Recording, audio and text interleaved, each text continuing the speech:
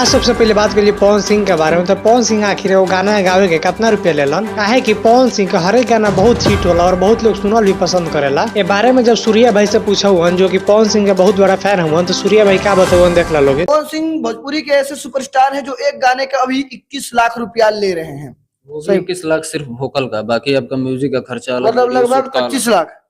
आप वीडियो जितना बड़ा आप शूट करिए वो आपके ऊपर है। ओकरा बाद बात करिए अखिलेश कश्यप के बारे में जो कि खेसारी लाल यादव का राइटर हुआ। तो उनका आज बर्थडे है, तो उनका बर्थडे का बधाई अरविंद अकेला कल और बहुत लोग भी दे हुए, और टुनटुन यादव भी उनका बर्थडे पर का देख ला लोग। सबसे प्रिय बेस्ट राइटर अखिलेश कश्यप बाबा के जन्मदिन पर love you happy birthday Akhilesh Kashyap बाबा, आप हजारों साल जियो। ओकरा बाद बात करिए खेसारी लाल यादव के पत्नी के बारे में। तो उनका भी कल बर्थडे रहे, उनका लड़का एगो इंस्टाग्राम पर पोस्ट डाल के बताऊंगा। ओकरा बाद बात करिए खेसारी लाल यादव के बारे में। अगर खेसारी लाल यादव से मिलल चाहता लो तो 23 फरवरी 2024 के मिल सकता रहो। कहाँ मिल सकता रहो, खेसारी लाल यादव से सुन लो लोगिन। नमस्ते प्रणाम, मैं खेसारी लाल यादव सबको पैर छू के प्रणाम कर रहा हूं और मैं आ रहा हूं ग्राम खनोहर जिला बलिया। हमारे बड़े भैया उमाशंकर भैया के माननीय विधायक उमाशंकर सिंह जी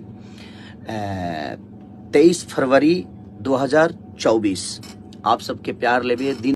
बात करिए अनुपमा यादव के बारे में। तो अनुपमा यादव फिर से पवन सिंह का आई लव यू बोलिए स्टेज शो के दौरान। हम वीडियो में छोटा सा क्लिप दिखाया था, देख लो लोगिन। मगर पवन सिंह के बारे में का कहूं वो देख लो लोगिन। I love you sir। I love you too। Love you serious. कभी कभी क्या है, शांति बनाए रखो। जानते हो ना सन की आदमी हूँ, मारा लगा पता ना चली। यूपी है ना भाई। ओकरा बाद बात करिए शिल्पी राज और विवेक पटेल के विवाद के बारे में। तो पिछला वीडियो में बतौले रहनी कि शिल्पी राज विवेक पटेल के पत्नी हवी, मगर फेमस भइले के बाद वो उनका साथ ना रहली। शिल्पी राज के कारनामा पता न झका कहवी देख ला लोगी। को भी जानती हूँ जब इनका प्रमोद प्रेमी के साथ गाना डुएट था और उधर विवेक पटेल की माँ हॉस्पिटल में आखिरी सांसें गिन रही थी। इसको प्यार नहीं, हम लोग के ठेठी लैंग्वेज में तो रंडियापन माना जाता है। प्यार किसी एक से होता है। ओकरा बाद बात करिए मनी मेराज के बारे में। तो मनी मेराज का नायका गाना गंगा जमुना 20 फरवरी के आवेला बटे।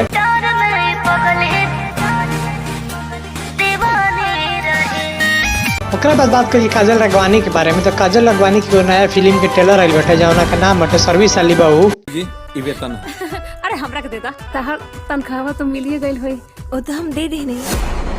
के करा के अपना पापा के। वादा